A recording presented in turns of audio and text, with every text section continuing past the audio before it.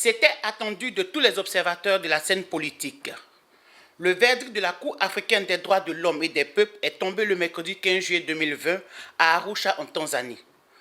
Comme on peut le constater, le verdict est sujet à diverses interprétations. Qu'en est-il réellement? À qui profite ce verdict? Afin de clarifier l'opinion nationale et faire taire les rumeurs, PDCI TV reçoit ce jour le célébrissime juriste Maître Blissi Jean Chrysostome.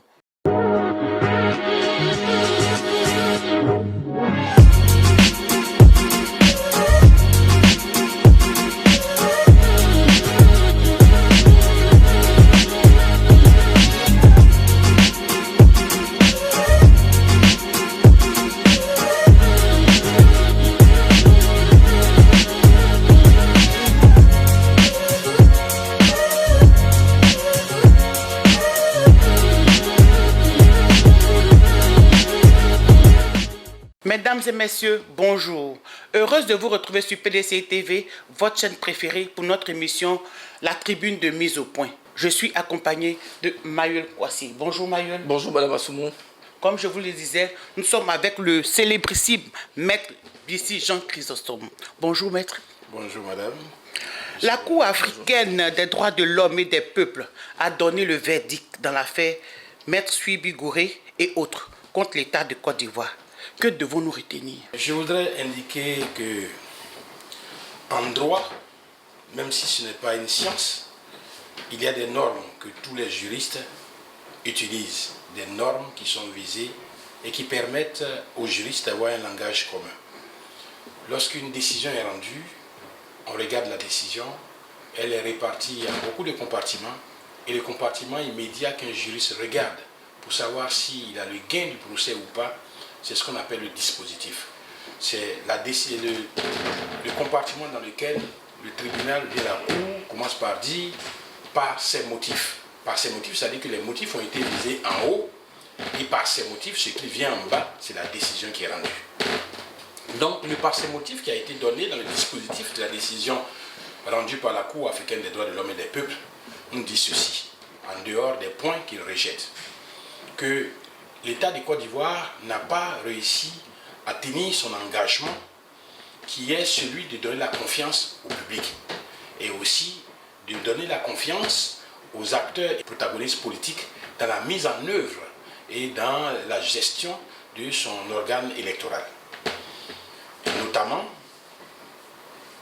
premier point, que l'installation des bureaux, les élections des bureaux dans les commissions locales se sont faites de façon assez critiquable, de telle sorte que la Cour donne injonction, ordonnance, c'est-à-dire ordonne à l'État de Côte d'Ivoire, c'est son droit, suivant les conventions qui l'ont créé, de refaire complètement l'installation de tous les bureaux, toutes les élections, dans toutes les commissions locales de Côte d'Ivoire qui viennent de la commission électorale indépendante. Le deuxième point, c'est de dire que le processus de nomination des membres de la commission électorale, il faut s'entendre, il s'agit de la commission centrale électorale. Donc là, le processus de nomination des membres qui procèdent des partis politiques, notamment ceux de l'opposition, et de ce qu'il appelait l'organisation de la société civile, OSC, ces éléments-là n'ont pas été faits avec des critères préétablis. Il faut forcément revoir ce processus de nomination de telle sorte que les partis politiques de l'opposition ou alors les organisations de la société civile elles-mêmes puissent s'asseoir, avoir des critères précis, discuter entre elles et nominer des personnalités ou bien des associations qui pourront participer donc à la commission centrale. Cela veut dire que la nomination, celle de dire par exemple que le parti de Mme Lagou Henriette serait un parti de l'opposition alors que nous savons toutes qu'elle a adhéré au RHDP, c'est un forcing de l'État de Côte d'Ivoire, du gouvernement de Côte d'Ivoire, qui doit être revu. Quand le gouvernement de Côte d'Ivoire, avant de désigner les membres de l'organisation de la société civile, s'est pris à démonter et à diviser l'APDH, les organisations de la société civile, créer des sociétés, des associations particulières pour pouvoir les désigner comme représentants des organisations de la société civile, on dit que c'est des pratiques qui ne marchent pas. De telle sorte que ces représentants qui sont dans la commission centrale, eux aussi les représentants des partis politiques, le processus doit être repris complètement et être mis entre les mains de ces entités. Maintenant, le troisième point, c'est que la Cour dit, messieurs de la Côte d'Ivoire, du gouvernement de Côte d'Ivoire, nous savons qu'il y a des élections qui viennent. Mais en l'état, le processus, l'organe tel que vous avez élaboré, ne garantit pas un équilibre précis ou une absence de discrimination, de sorte à ce que demain, les résultats qui sortent proviennent d'un organisme qui est lui-même authentique. De sorte que je vous donne l'ordre d'avoir à revoir ces points d'ordonnance que je vous ai visés pour que, au plus tard 3 mois, vous m'envoyez le rapport. Mais je veux bien préciser, quand on dit le rapport, l'État de Côte d'Ivoire va faire ses aménagements et dans l'arrêt, la Cour nous dit ces aménagements peuvent ne pas forcément provenir d'une loi. Ça peut provenir d'autres choses, d'autres actes de droit que la loi. Donc l'État de Côte d'Ivoire est obligé de faire ce remodèlement de la commission électorale, pas obligatoirement dans une loi, mais dans un processus inclusif avec les partis politiques et les entités qu'ils ont visées. Et à cette occasion, l'État de Côte d'Ivoire fait un rapport qu'il envoie à la Cour africaine des droits de l'homme. La Cour africaine des droits de l'homme est obligée de respecter le principe du contradictoire. Envoie donc le rapport de l'État de Côte d'Ivoire à Maître Blessi, qui représente Chubi et les autres. Maître Blessi donne son point de vue sur ce qui s'est vraiment passé. Et c'est au sortir de cette procédure contradictoire que la Cour dira oui, vous avez vraiment modifié en respectant les engagements que vous avez pris de par mon ordonnance. Ou alors, vous ne l'avez pas fait encore entièrement. Repartez pour faire celui-ci ou celui-là. Cela suppose que dans ces 3 mois-là, tant que les modifications ne sont pas faites à la satisfaction de la Cour, aucune élection ne doit se tenir. Parce que l'arrêt précise bien, les 2 ordonnances précisent que la modification doit se faire avant la tenue de toute élection. Voilà ce qu'il y a dans cette arrêt. Très bien, Maître Blessi, on vous aura compris. Mais l'interprétation que fait justement l'État de Côte d'Ivoire de cette décision de la CADHP est tout autre. Quand on vous entend, qu'en est-il réellement? Oui, je vous l'ai dit, à la guerre comme à la guerre, mais je ne suis pas politique pour être à la guerre. Je suis un juriste, donc on ne peut pas travestir une décision de justice. Ce qui me désole, c'est cette malveillance dans l'interprétation d'une décision qui est claire. En droit, on n'interprète que ce qui est obscur. Or, en cette matière, le dispositif est clair, qui pose des ordonnances précises.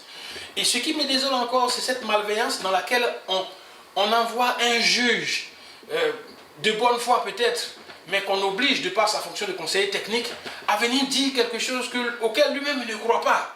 Il ne faudra pas que la malveillance et le caractère, la mauvaise foi du politique viennent encore prostituer l'authenticité de nos juges.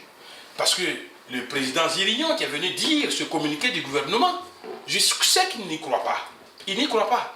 Parce qu'ils ont pris juste 2 éléments sélectifs dans la décision pour venir lire et conduire après pour dire on les en a déboutés. Non, il n'y a jamais de débouté dans cette décision. Et ce qu'ils ont lu n'est pas là. J'invite juste les Ivoiriens, tous les Ivoiriens, à prendre possession de l'arrêt, à lire, parce que c'est français, à lire et arriver jusqu'au bout. Ils se feront leur opinion. Mais cette position du gouvernement me plaît bien. Cela veut dire que le gouvernement donne beaucoup d'importance à cet arrêt. Si pour une chose que nous pouvons tous vérifier le lendemain, le gouvernement est obligé de mentir, combien de fois est-ce que le gouvernement nous a menti pour les choses que nous n'avons pas vérifiées toujours?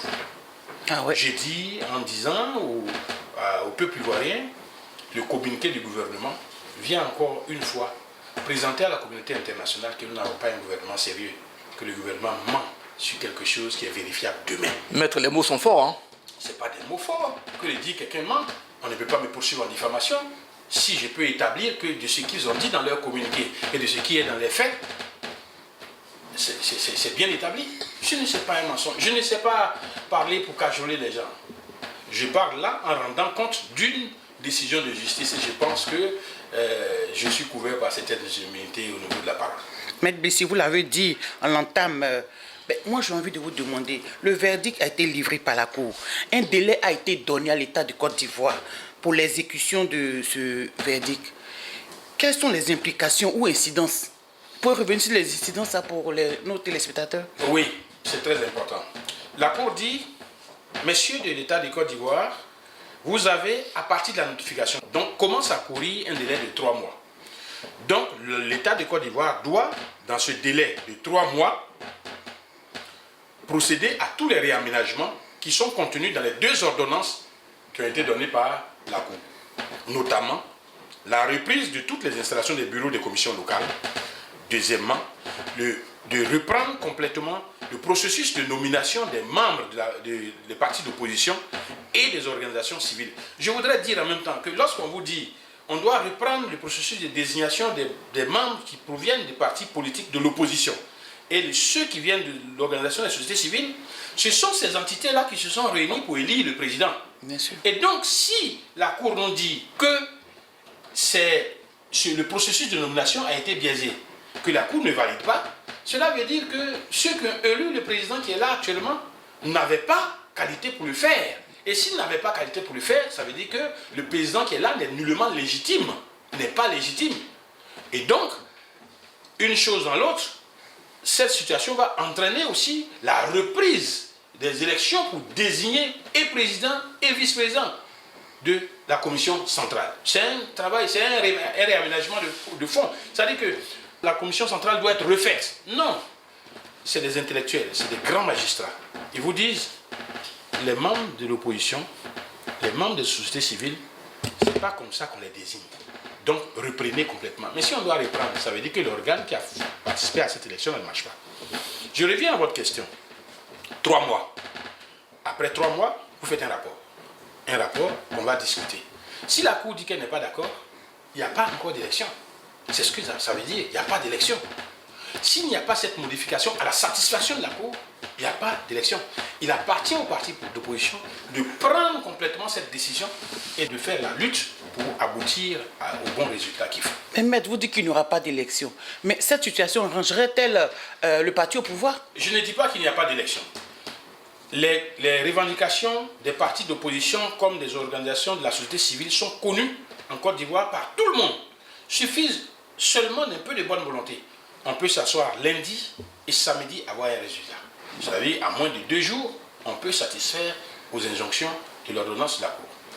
Mais si chacun y met de la mauvaise volonté, alors on aboutira, après 3 mois, à ne pas avoir ces aménagements, peut-être pas à la satisfaction de la Cour. Et dans ce cas, si on suit la lettre de la décision, il ne peut pas avoir d'élection. Mais vous dites que ça arrangerait le parti au pouvoir? Je ne sais pas. Je suis un juriste. Je n'apprécie pas l'opportunité politique. Mais si je devais être le monsieur profane de la population pour apprécier, je dis ce n'est pas évident que ça arrange le parti au pouvoir dans la situation politique actuelle. Avec cette absence de certaines dispositions, dans certaines dispositions constitutionnelles qui ne sont pas remplies, et ainsi de suite, je pense que la Côte d'Ivoire gagnerait à aller à des élections le 31, mais avec une CEI que tout le monde accepte. De sorte que lorsque le RHDP perdra le 31, il puisse à 18h30 téléphoner au PDCI pour dire vraiment vous avez gagné. Et puis tout le monde est content, la Côte d'Ivoire est en paix. Très bien. Mais s'il n'y a pas de CEI consensuel, non, nous allons vers ces éléments-là que nous craignons tous. C'est ce que la Cour veut éviter. Très bien, maître, nous vous prenons au mot. Vous parliez tantôt d'injonctions. Mais comment satisfaire aux injonctions de la Cour lorsqu'on sait que l'État de Côte d'Ivoire, il y a peu, a retiré sa déclaration de compétence? Alors comment peut-on contraindre un État qui décide de se retirer à respecter une décision émanant de cette Cour-là? La décision qui a été prise par l'État de Côte d'Ivoire de retirer sa déclaration particulière, parce qu'il faut expliquer aux gens, la Côte d'Ivoire a adhéré au principe de la création de la Cour. Il y a ça, premièrement. Et le principe de la création de la Cour, c'est entre État et État. Mais dans le protocole qui crée la Cour africaine des droits de l'homme, il est précisé que l'État peut aussi adresser à l'Union africaine une déclaration particulière pour dire « Moi, Côte d'Ivoire, je souhaite et j'accepte que des individus ou alors des associations puissent saisir la Cour contre moi. » Cette déclaration, la Côte d'Ivoire l'a faite en 2013. Bien. C'est cette déclaration que la Côte d'Ivoire retire. La Côte d'Ivoire ne dit pas « je ne suis plus dans la Cour », mais elle dit « je ne veux plus, je n'accepterai plus que des individus Subli ou Blessis saisissent la Cour contre moi, ou bien que l'APDH saisisse la Cour contre moi. Ce n'est plus possible. Mais il y a une jurisprudence précise. Et dans cet arrêt, la Cour est revenue là-dessus. On est d'accord que depuis tel moment, la Côte d'Ivoire a déposé à l'Union africaine le retrait de la déclaration. Mais il y a une jurisprudence précise, c'est comme un préavis lorsque tu quittes ton employeur. Tu respectes un préavis. Et la Côte d'Ivoire doit respecter un préavis d'1 an.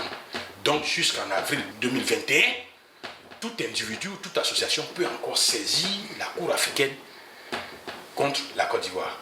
Le Rwanda l'a fait, mais jusqu'à présent, des décisions sont rendues contre le Rwanda, saisies par des individus. Ces décisions sont-elles exécutées? Exécutées et exécutoires.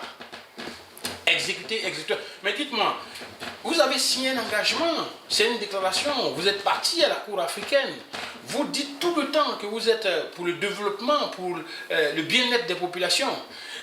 Si vous voulez être élu contre la décision qui a été rendue là, vous aurez une élection calamiteuse, vous serez quelqu'un qui est illégitime. Le risque moral politique est plus fort que la contrainte juridique. Et je pense que le gouvernement le sait.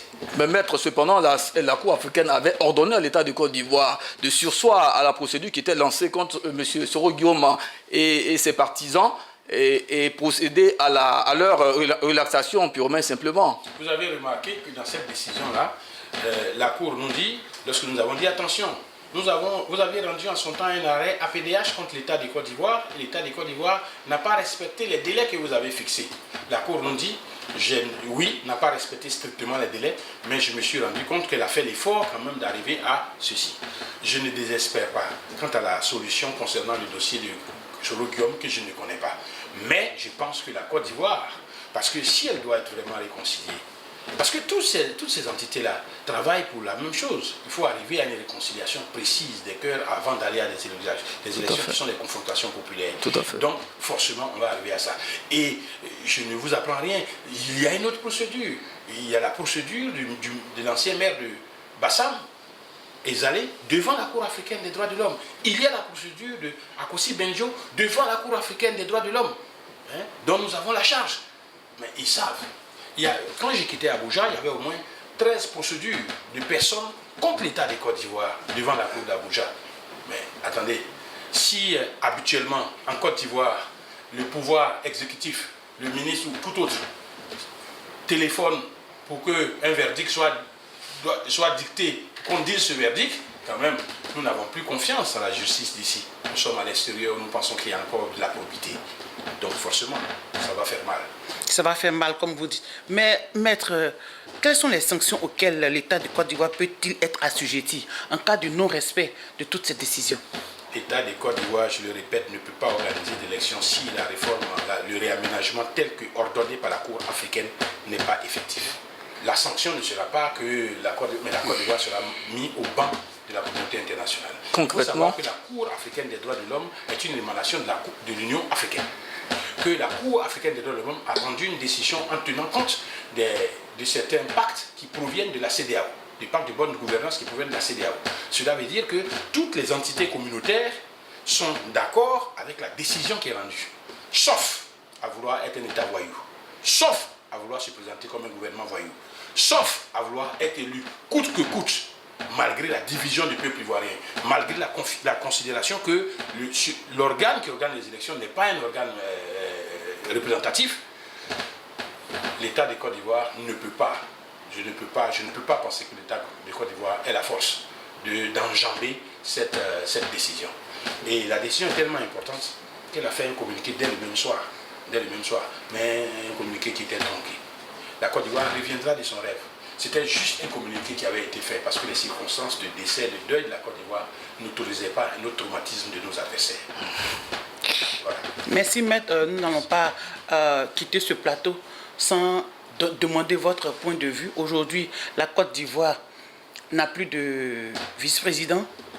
Le vice-président est démissionnaire. La Côte d'Ivoire n'a plus de premier ministre, il est décédé. La Côte d'Ivoire n'a plus sur son sol le président du Sénat qui est à l'extérieur. La Côte d'Ivoire, le Parlement n'est pas effectif. Maître, qui gère le pays? Vous, juristes, qu'avez-vous à dire?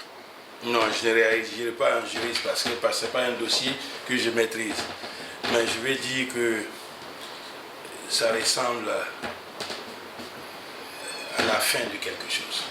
Ça ressemble à la fin de quelque chose, mais il faudrait que la fin soit paisible.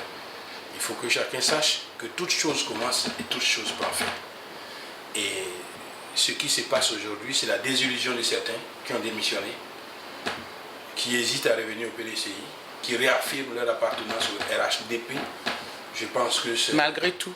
Non, en fait, vous savez, quand vous savez d'où viennent ces personnes, elles viennent du sud-ouest, où là-bas, l'honneur, la dignité sont des valeurs, des vertus qui sont cultivées, il est difficile de faire la démarche, comme ils ont fait notamment pour aller au RHDP, pour revenir chez le président Bédia Daoukro pour dire je me suis trompé. Mais je pense que la sagesse va visiter tout le monde. Et on reviendra à une Côte d'Ivoire unie telle que le président Oufouba l'avait laissé. C'est le combat du PDCI-RDA. C'est pourquoi nous prenons des risques à aller jusqu'à Arusha. C'est pourquoi nous prenons des risques pour aller à Abuja. C'est pourquoi nous prenons des risques pour aller à Paris, partout, pour dire que, attention, les ingrédients sont en train d'être réunis pour qu'on aille encore à une déflagration. Mais il faut savoir que lorsqu'on a perdu son chemin, il faut toujours venir à la bifurcation. Et ces hommes politiques-là reviendront à la bifurcation pour revenir au chemin qu'ils ont perdu. Nous l'espérons. Merci, maître, d'avoir répondu à nos questions. Merci d'avoir éclairé juridiquement les militants et les sympathisants de la Côte d'Ivoire et du PDCI. Quant à vous, très chers téléspectateurs, merci d'avoir été des nôtres. Prenez soin de vous, prenez soin des autres. Continuons de respecter les mesures barrières. Dieu nous garde. Bonsoir.